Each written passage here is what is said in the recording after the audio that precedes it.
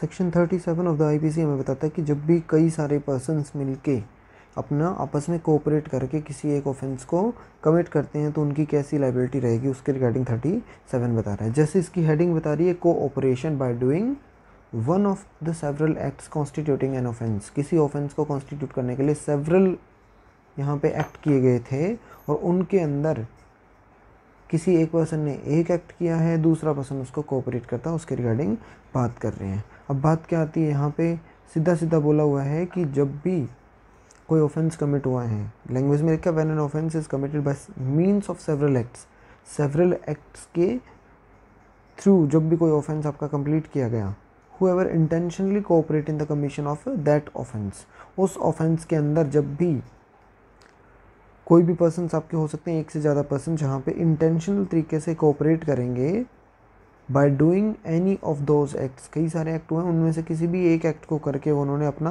Part play कर दिया, इसकी बात हो रही है। वन ऑफ दोज एक्ट्स की बात करते हैं। आइदर सिंगली और jointly with the any other person commits that offence. इसके इलस्ट्रेशन एक बार समझ लेते हैं, उसके बाद समझ आएगा कंसेप्ट क्या बोल रहे हैं। उसके बाद एक नया एग्जांपल भी दे दूंगा आपको मैं। यहाँ पे क्या बोलता है कि ए और बी दो पर्सन आपके एग्री होते हैं कि वो जेड पर्सन को मारेंगे सेवरली और at different time, giving him small doses of poison. Poison की स्मॉल डोजेज उसको दे के वो मारना चाहते हैं। तो ए और बी पर्सन जो हैं वो क्या करते हैं कि एडमिनिस्टर करते हैं पॉइजन अपने एग्रीमेंट के हिसाब से with intent to murder Z, Z को मारने की इंटेंशन से। और जो जेड पर्सन है उनके जहर दिए जाने से वो मर भी जाते हैं। Z dies from the effect of several doses of poison so administered to him. Here A and B intentionally cooperate in the commission of the murder, and as each of them does an act which the death is caused. अब क्या कर रहे हैं कि यहाँ पे A और B person है, इंटेंशनली उनकी इंटेंशन थी उसको मारने की, तो कमीशन ऑफ मर्डर के अंदर कोऑपरेट करते हैं इंटेंशनली। और हर एक वो दोनों के दोनों बंदे आपके क्या करेंगे, कोई ना कोई एक्ट भी कर रहे हैं उसकी डेथ कोज करने के, तो they are both guilty of the offence though their acts are separate. अलग अलग थे, मतलब एक ने हो सकता है कि कम जहर दिया, दूसरे ने एक बड़ी डोज दे दी जिससे उसकी डेथ हो गई एकदम से। तो इस बात की प्ली नहीं रह सकता कि हमने तो जी एग्रीमेंट जो करा था उसके अंदर थोड़ी डोजेस करा था और जो ए पर्सन है इसने ज़्यादा जहर दे दिया। तो इसके रिगार्डिंग एक सिंपल एग्जांपल लेकर अगर देखें तो मतलब जिसके अंदर क्या है कि एक ए पर्सन बी को मारना चाहता है तो इसलिए वो सी से मिल जाता है।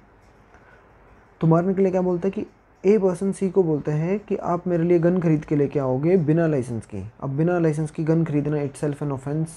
उसको पता है सी को कि मैं अगर गन खरीद के लेके आऊँगा तो वो अपने आप में ऑफेंस होगा। ए पर्सन क्या करता है, उस गन के रिगार्डिंग उसके चोरी के पैसे उसको दे रहा है और उसके बाद वो दोनों जाएंगे जहाँ पे सी ने बी को पकड़ा और ए ने गोली मार दी। अब दोनों ने क्या किया, अपना अपना कुछ ना कुछ एक्ट तो यहाँ पे कंप्लीट कर ही है ना, कुछ ना कुछ तो एक्ट प्ले कर ही रहे हैं वो। तो इस वजह से दोनों की ही कोऑपरेशन करना माना जाएगा कि उस ऑफेंस को कंप्लीट करने में उन्होंने कोई ना कोई अपना पार्ट प्ले कर रखा है। तो इसलिए दोनों की पर्सन की लायबिलिटी यहाँ पे हो जाएगी। तो ये था आपका section 37 of the Indian penal code.